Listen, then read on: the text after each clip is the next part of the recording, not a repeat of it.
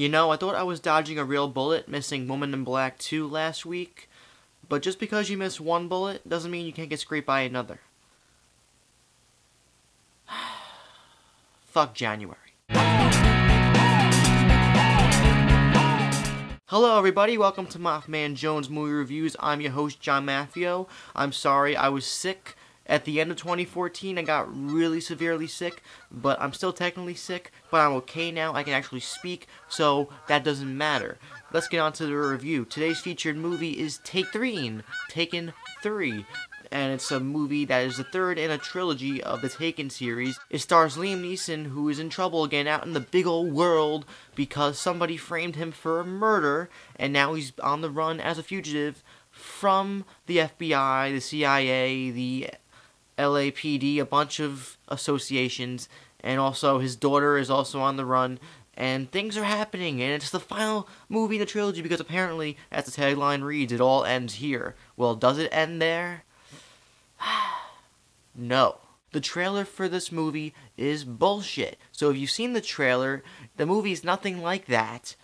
Well, kind of like that, but not the entire movie, and it ends on a note where they could make a fourth movie if they wanted to, if they made enough money. It's not ending here. It's not the end-all be-all of Taken movies when it should have ended at 1. But before I digress, let's actually talk about this movie. There are some things to enjoy about Taken 3. Liam Neeson always puts in a fun performance. I mean, he's not really doing much. He plays the same character these days in all these action movies for the most part, but he still has fun with it, and that allows the audience to have fun with him. And he cracks some jokes. He's buying giant pandas for his daughter. It's some wacky, weird stuff happens, and he's cool. And some of the action sequences that take place in this movie, when they're actually shot without shaky cam, are actually cool. There's a shootout in a grocery store, which is actually kind of wicked, in my opinion. And there's a couple scenes where Liam Neeson's doing his thing, and it's pretty awesome. Other than that, honestly, I have nothing else good to say about Taken 3. I can't say it's as bad as Taken 2, but it doesn't excuse this one, because besides it being a superfluous, unnecessary film in general, it just doesn't do anything to show conviction or to prove to audiences that it's worth seeing.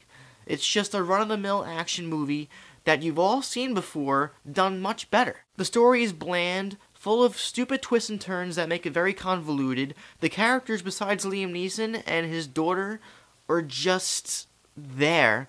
Forest Whitaker is there, and he doesn't bring anything. Forest Whitaker is a great actor. They don't give him anything to do. The action is really, really bad. They had good ideas for action sequences, but they were framed, filmed, and planned out terribly. You can't see shit going on in this movie, because everything's like this, and everything's like this, and everything's like this, and you're just like, what's going on? Who's running around? Who's doing this? Who's doing that? Who's in that car? Oh, that car just flipped over, but it only lasted like 2 seconds, so I can't tell what's going on. It's that really frustrating ADD type of editing with these action sequences. It's really annoying to watch. I try not to have expectations for these movies, but the plot that they kind of molded from the trailer was interesting.